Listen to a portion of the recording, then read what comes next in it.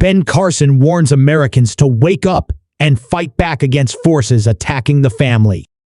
Dr. Carson examines cultural forces undermining the traditional family in his new book, The Perilous Fight.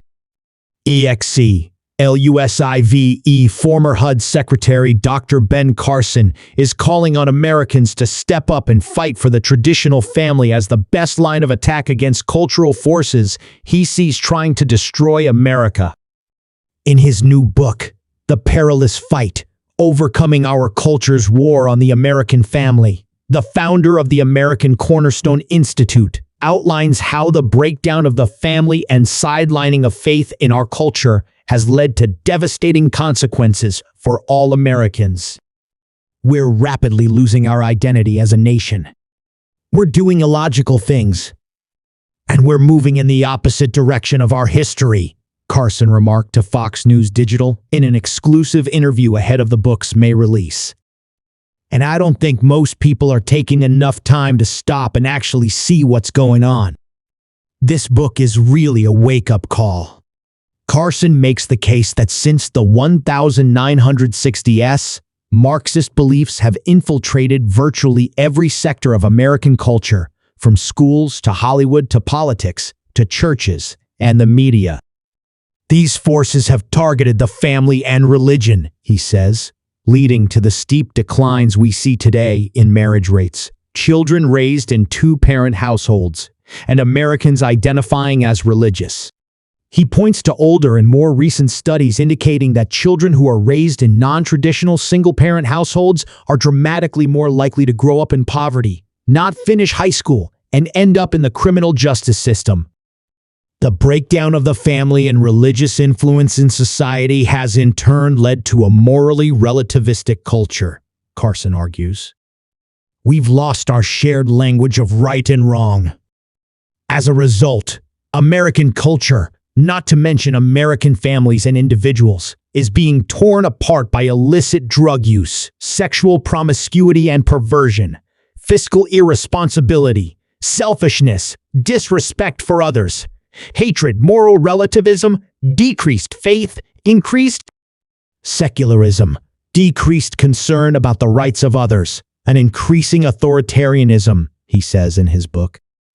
San Francisco, he argues, is a case study in how communities will suffer negative consequences when its leaders are openly hostile towards traditional families and religion.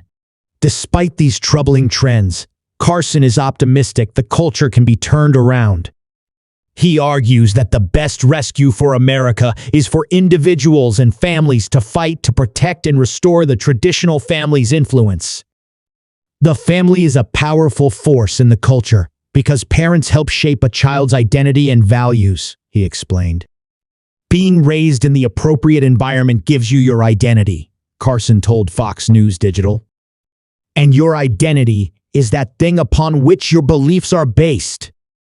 And if you have a solid identity and a solid belief system, then you're not so vulnerable to every whim that passes by, making people very susceptible to manipulation. He also stressed the importance of raising the bar for education at a time when many students in districts across the country are failing math and English proficiency tests.